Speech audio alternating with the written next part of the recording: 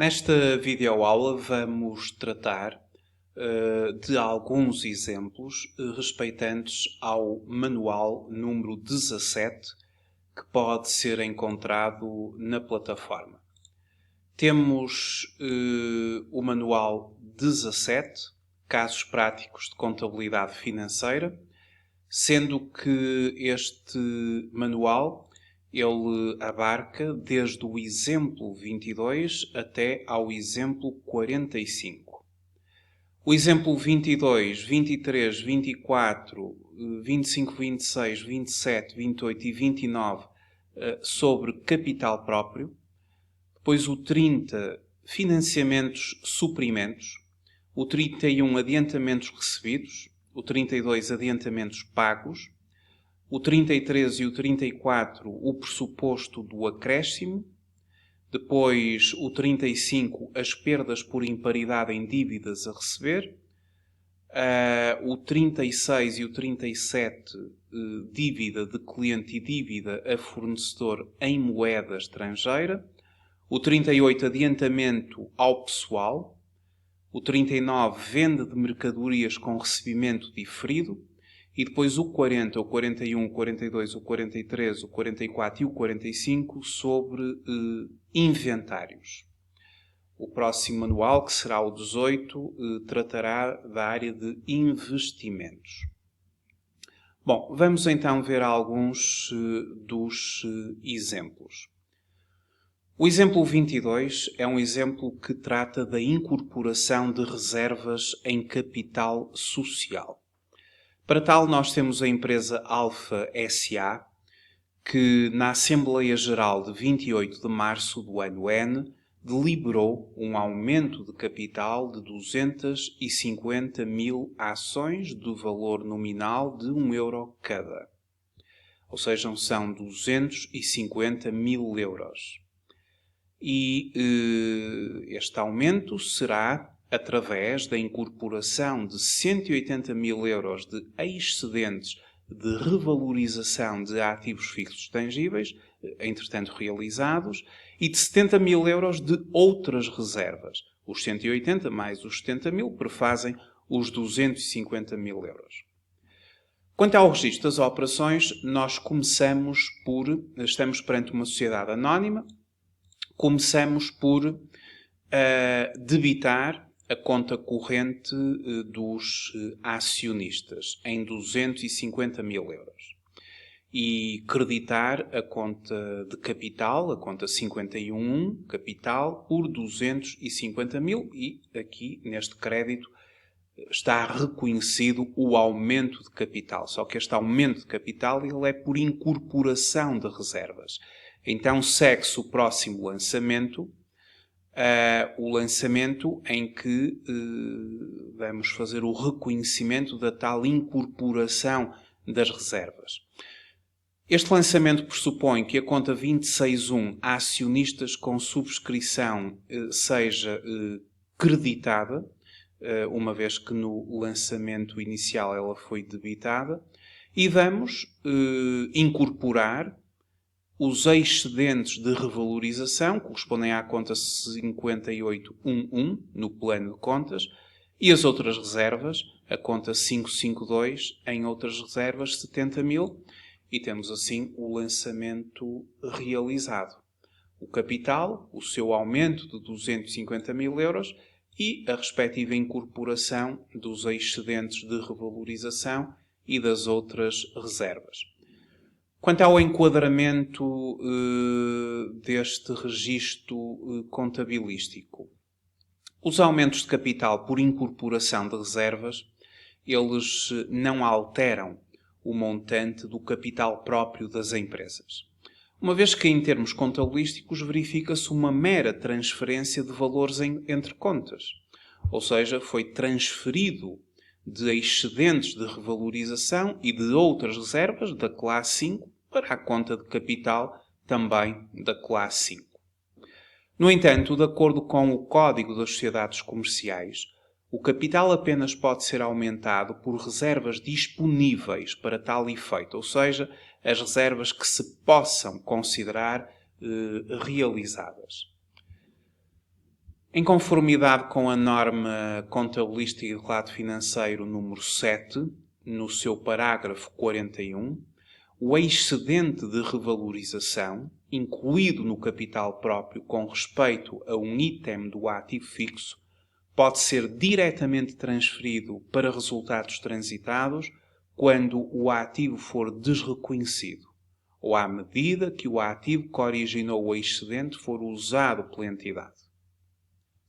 As reservas legais apenas podem ser integradas no capital social desde que não haja prejuízos que não possam ser cobertos por lucros do exercício ou por outras reservas. O aumento de capital por incorporação de reservas implica um aumento da cota ou ações de cada sócio ou acionista proporcionalmente ao valor nominal dela, exceto se o contrato de sociedade estipular critério diverso.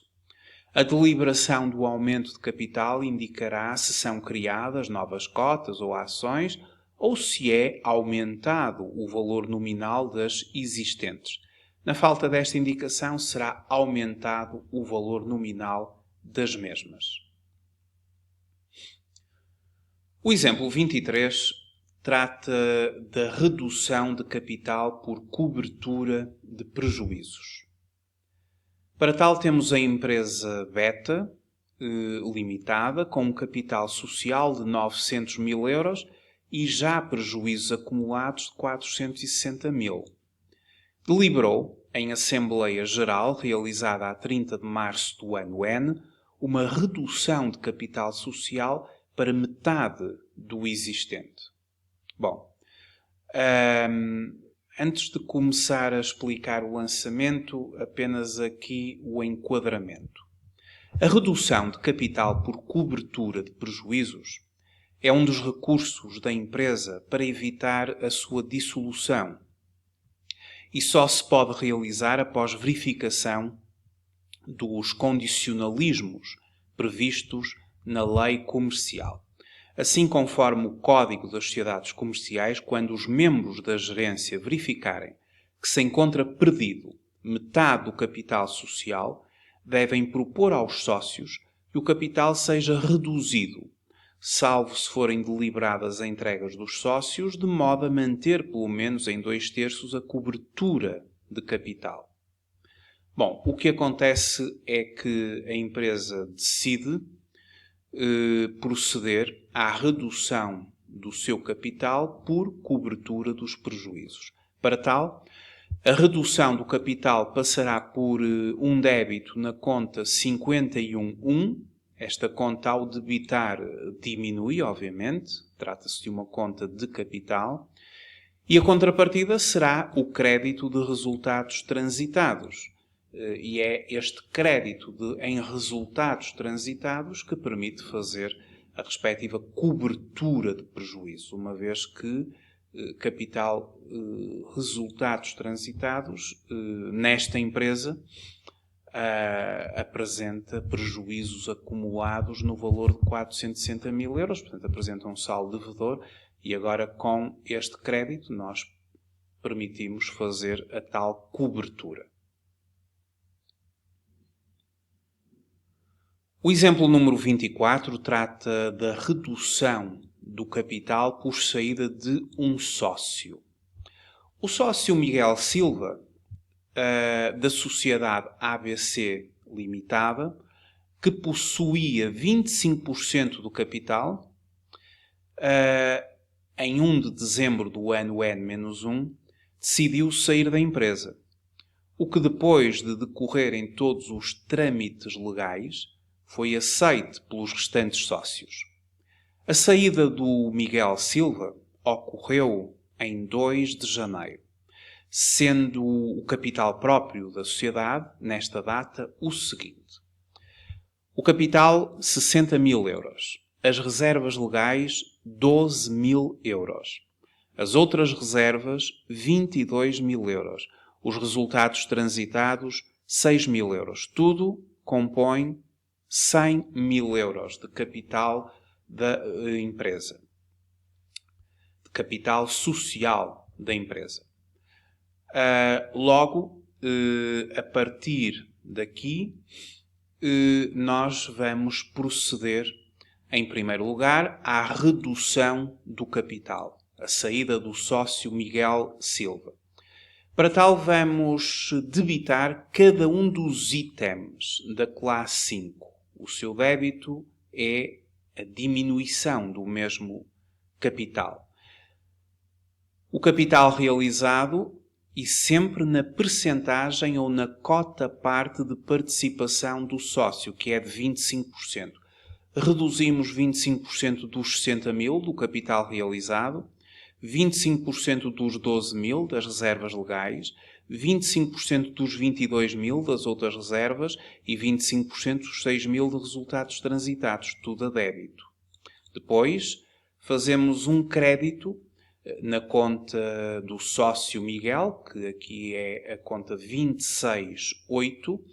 No plano de contas, nós temos que a conta 26, concretamente acionistas, sócios, a conta 268 é a conta de outras operações e aqui é a conta adequada para fazermos este reconhecimento. Esta conta ela vai ter que ser creditada.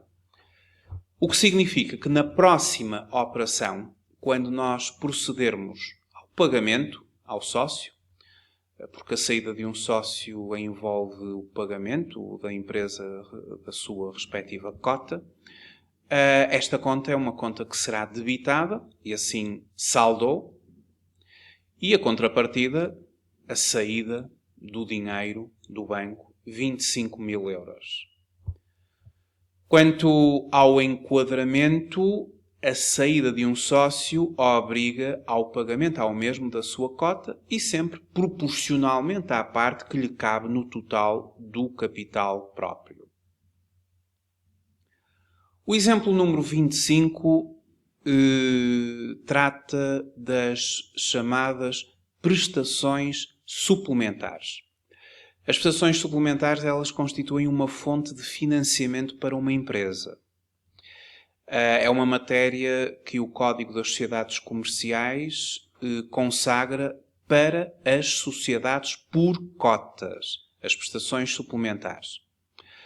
Na nossa plataforma, quando chegarmos ao manual 24, que trata das fontes de financiamento, vamos ter aqui uma análise muito detalhada sobre as diversas fontes de financiamento das empresas. E nesta altura falaremos detalhadamente sobre as várias fontes de financiamento das empresas, incluindo as prestações suplementares, as prestações acessórias, os suprimentos, entre várias outras. Portanto, isto será o manual número 24, que lá chegaremos. Mas para já vamos fazer o reconhecimento contabilístico de uma prestação suplementar. Como é que se lança uma prestação suplementar, que já vimos que é uma fonte de financiamento. Antes de fazer o lançamento, eu vou só fazer aqui o enquadramento. As prestações suplementares respeitam entradas de dinheiro como reforço de capital, se o contrato de sociedade assim o exigir.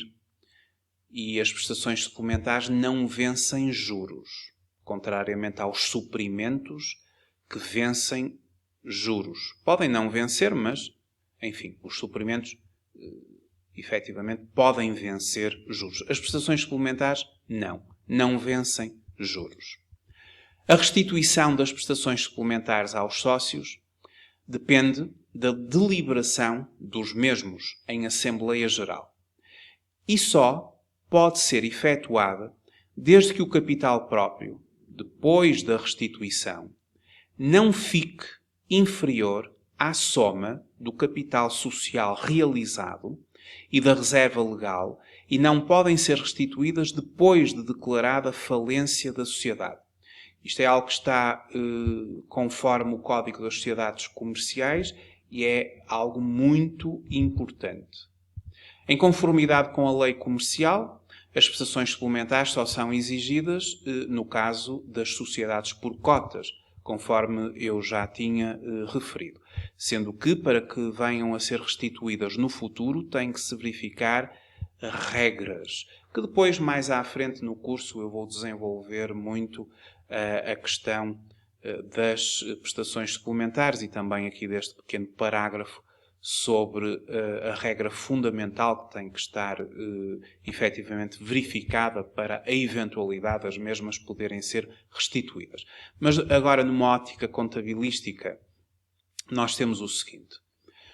Em primeiro lugar, a deliberação dos sócios de entregarem à sociedade prestações suplementares. Nós vamos debitar a conta corrente dos mesmos por 75 mil euros e vamos creditar os outros instrumentos de capital próprio, a conta 53. É aqui, nesta conta, que faz parte do nosso plano de contas, na classe 5, 53 é, efetivamente, outros instrumentos de capital próprio, e é aqui que as prestações suplementares deverão ser reconhecidas no capital. Numa segunda fase, nós temos a realização das prestações suplementares. É quando o depósito é feito. E nesse âmbito, a conta 12, depósitos à ordem, vai ser debitada por contrapartida da conta dos sócios, que é creditada por 75 mil euros. No início ela foi debitada, agora é creditada e, portanto, as contas estão saldadas e tudo se resume à 53 e à 12. Portanto, é aqui onde permanecem os saldos. E houve, efetivamente, um aumento do capital da empresa pela via das prestações suplementares. Mais à frente, e caso estejam reunidas as condições impostas pelo Código das Sociedades Comerciais, existe a possibilidade de as mesmas virem a ser restituídas. E caso se verifique essa possibilidade, a deliberação dos sócios de restituir aos mesmos as prestações suplementares passará agora por debitar a conta 53, outros instrumentos de capital próprio, uma vez que as mesmas são restituídas, por contrapartida da conta corrente dos sócios, numa primeira fase, e depois, quando se procede à restituição propriamente dita, ao pagamento aos mesmos, a conta 26.8 vai ser debitada e fica efetivamente saldada. O crédito inicial que passou agora para um débito está saldada e depósitos à ordem é uma conta que é creditada. No exemplo número 26 temos uma doação de um ativo, que também influencia o capital, a classe 5 de uma empresa.